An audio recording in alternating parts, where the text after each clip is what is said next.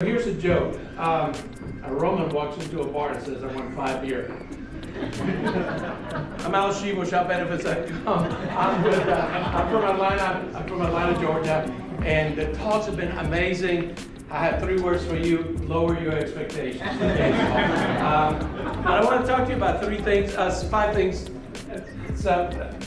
I went to school at LSU, and I learned that there's 3 people in this world: those who love math and those who don't. So, but I have 5 things to share with you that I've learned during this COVID thing.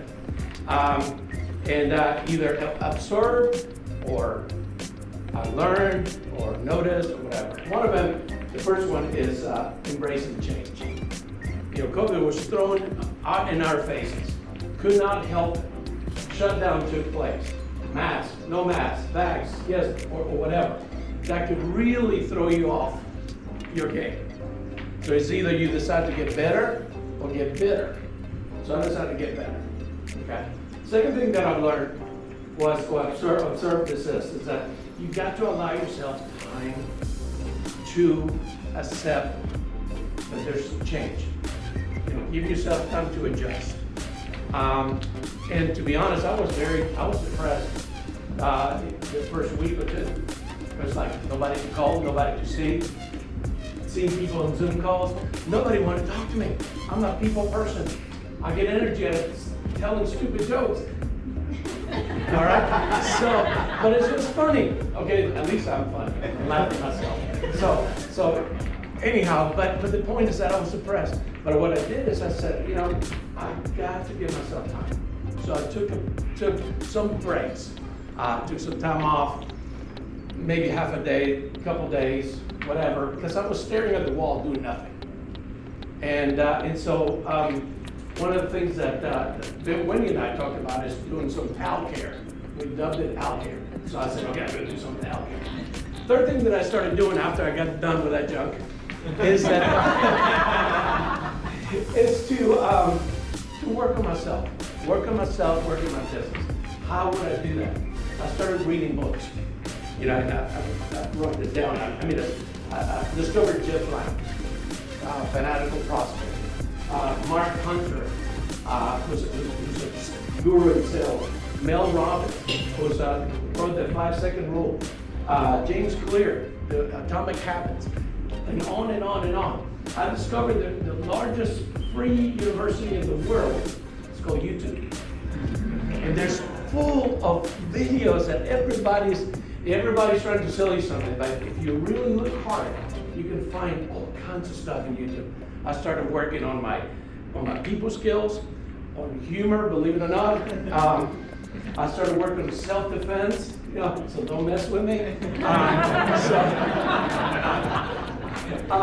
And I started working on stuff for me, okay? Working on myself. And the other thing is started working on my business. Wendy, I'm that project, okay? Wendy prayed for me every time that she talked to me. Then John, and then Kevin. You know, but it was just, I'm a late bloomer, all right?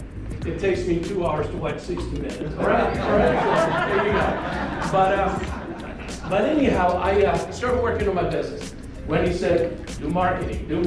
And I'm like, what's that look like? You know, she told me, but, you know, I didn't get it. So anyhow, Byron, some of you have met Byron. Byron came to me as a surprise, as a blessing too, and he started working on marketing for me. You know, started working on my website.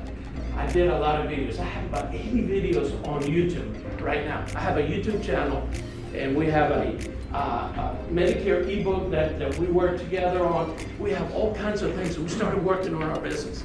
You know, so that's what I've taken time to do this. The fourth thing is this. Time is running out. Is reprogram my mind. Create new habits. James Clear in his book says Atomic Habits says,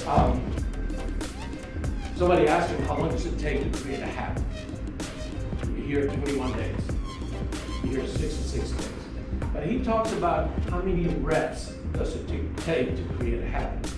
Think about Serena Williams. I love playing tennis. With this body, I do still play tennis, okay? But anyhow, you see the end result, right? If the coach says you need to change your grip, if you need to do something, she practices and practices and practices, but you see on TV the final result. right? But she's willing to go through the reps to change that habit. The same thing with our brains. Okay? If you have a program in your head that is not right, you have to work on it. And how do you do that? Affirmations, self-talk, and all that kind of stuff. I discovered on YouTube that you can type affirmations for discipline, affirmations for weight loss. That's not working yet. But, so affirmations for everything, okay? And you can learn, and it takes a lot of reps to do. Sometimes trauma can affect your life adversely. And sometimes you can have situations in your life that stay in the mind tape that you have to change. Let me give you a story. I was born in Central America. I was born in Nicaragua, all right? And I'm a native Nicaraguan, that's why I speak funny. I'm not from the South only, I'm deeper South than most people. But my dad was a captain of the Nicaraguan Air Force. Now don't get too impressed, there were 4 airplanes, 1 was used for spare parts. So there was a civil war going on, okay, in 1970, in late 70s. And so my father was called from the reserves to do recon flights. And when the guerrilla was starting to encroach the city, he was ordered to go bomb the city, okay, or cities. My dad said no, okay? And immediately, he defied orders directly from the president of the country, okay? And from the generals. And he became a wanted man, okay? He sought asylum at the Venezuelan embassy in Managua. And he was called a day or two later, and they said, they're looking for your family. You need to go get them, okay? My uncle worked for the Red Cross at that point in time. Shows up at my house a day later and tells my mom, you have 5 minutes. 6 kids, 5 minutes. Figure that out. And so he showed up in an ambulance. And so we were put in an ambulance because remember what's going on in Kabul? Military checkpoints? That's what they were doing in Managua. They were opening up cars. Why are these people in the trunk? If they skipped in the trunk, that would have been really hard.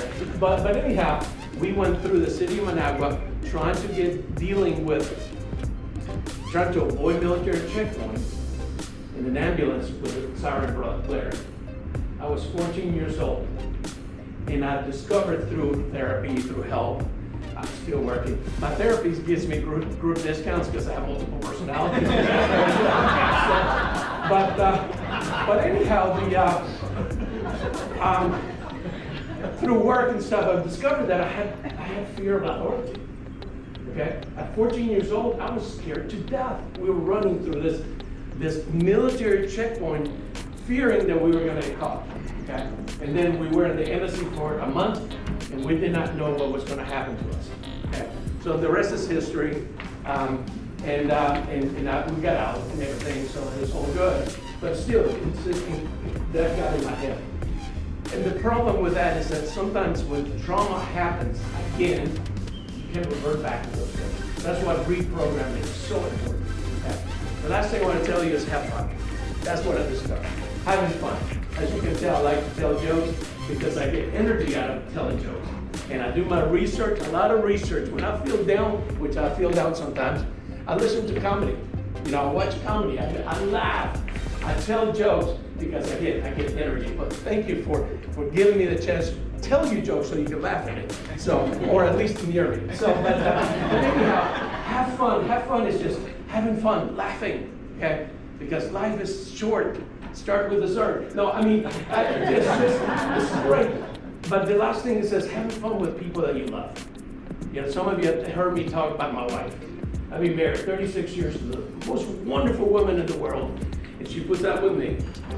But we call her Saint Julia because, when we go to church, people tell her we're praying for you because I'm married. She's married to me. So, but anyhow, she is a wonderful woman. I love her dearly. And I want to spend every minute of my life with her. Seriously, if she was here, she would be like, but it's almost unfair to be married to your best friend. Okay? But I'm having fun with her.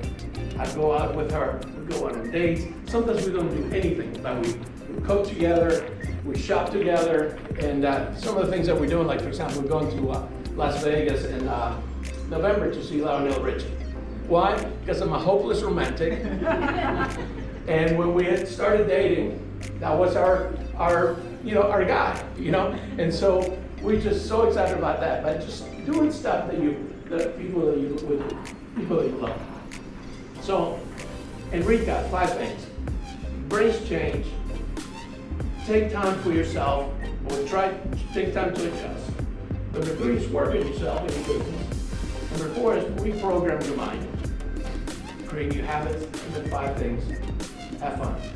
I did it in 12 minutes. Yes. Thank you.